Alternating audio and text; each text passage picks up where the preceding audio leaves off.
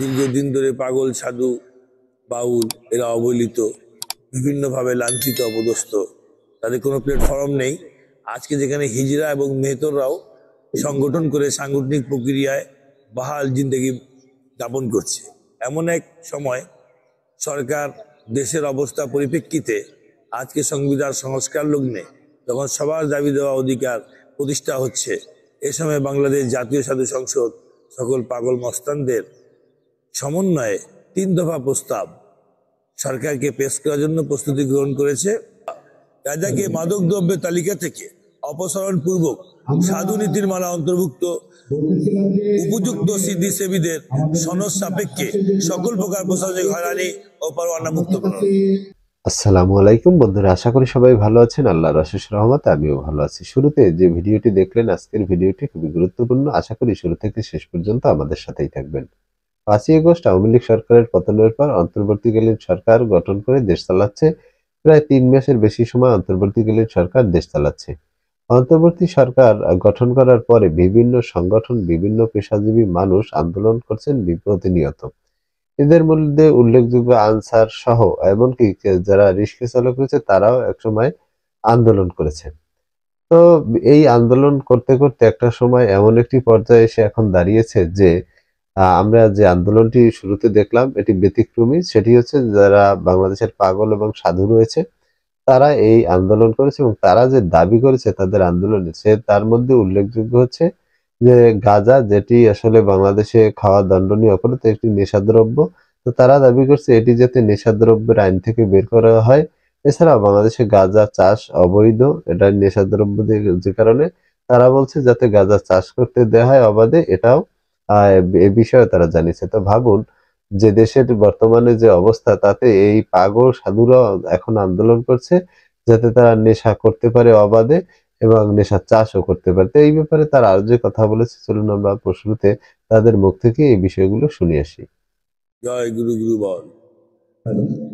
আজকে আধ্যাত্মিক মহামিলন 2024 এই মঞ্চ প্রতিষ্ঠা হওয়ার পিছনে অনেক উদ্দেশ্য রয়েছে।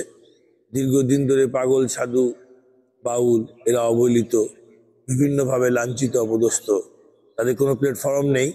আজকে যেখানে হিজড়া এবং মেহতররাও সংগঠন করে সাংগঠনিক প্রক্রিয়ায় বাহাল জিন্দেগি যাপন করছে, এমন এক সময় সরকার দেশের অবস্থা পরিপ্রেক্ষিতে আজকে সংবিধান সংস্কার লগ্নে যখন সবার দাবি দেওয়া অধিকার প্রতিষ্ঠা হচ্ছে, এ সময় বাংলাদেশ জাতীয় সাধু সংসদ সকল পাগল মস্তানদের সমন্বয়ে 3 দফা প্রস্তাব সরকারকে পেশ করার জন্য প্রস্তুতি গ্রহণ করেছে, যা আমি প্রধান আলোচ্য সময় এই 3 দফা প্রস্তাব বিস্তারিত আলোচনা করব।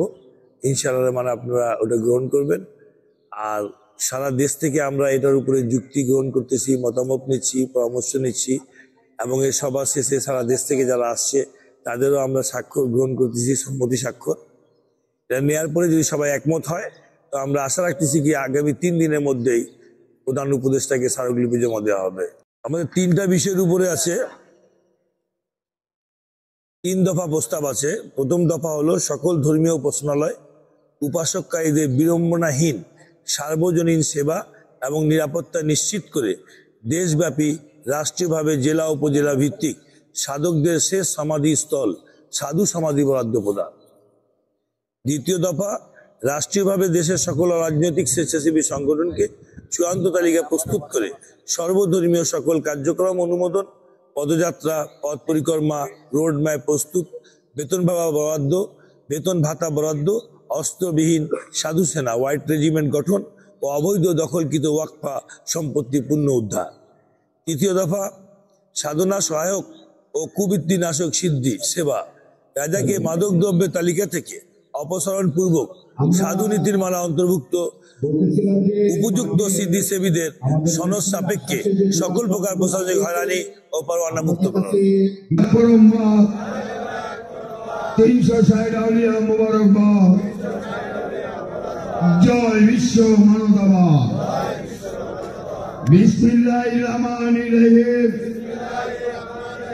আহাদে আহমদে উম্মতে মুহাম্মদে তরিকা ইমাম মেহেদী আমরা আমরা সবাই মানবতাবাদী। বিসমিল্লাহির রহমানির রহিম।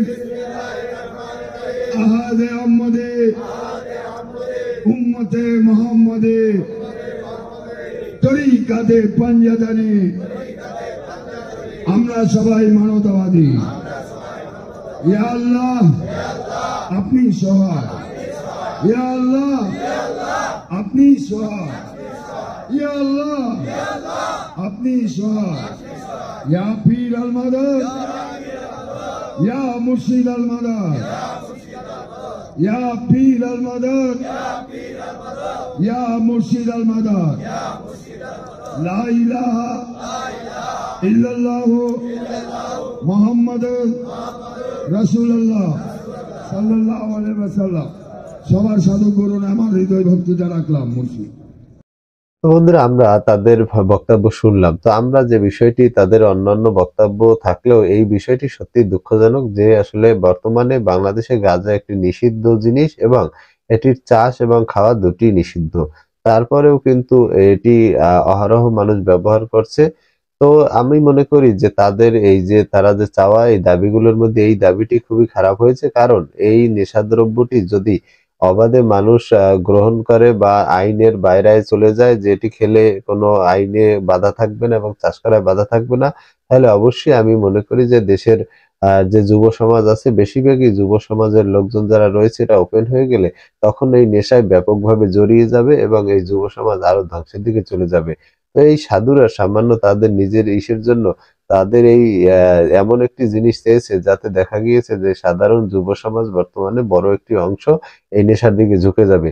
তা আমরা অবশ্যই তাদের যে আন্দোলন রয়েছে সেই আন্দোলনের আমরা এই যে বিষয়টিরই তারা কথা বলেছে অন্যান্য বিষয় বাদে এই বিষয়টি নিয়ে তীব্র নিন্দা ও প্রতিবাদ জানাই।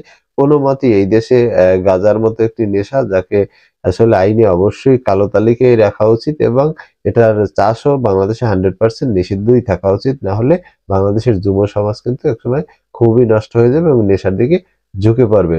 তো বন্ধুরা, ভাবুন তো যে একটা বিষয় হচ্ছে যে একটা প্রবাদ বাক্য রয়েছে যে বসতে দিলে শুতে চায় আর শুতে দিলে খেতে চায়।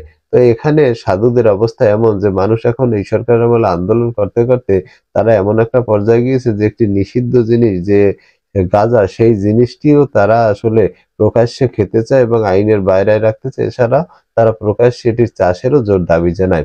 তো যাই হোক, আমরা আমাদের ভিডিও এই পর্যন্ত। এই ভিডিও সম্বন্ধে আপনাদের কোনো মতামত থাকলে অবশ্যই আপনি আপনার মূল্যবান মতামত কমেন্ট বক্সে কমেন্ট করে জানাবেন। আর দেখা হবে আগামী ভিডিওতে। সেই পর্যন্ত ভালো থাকবেন। আল্লাহ হাফেজ।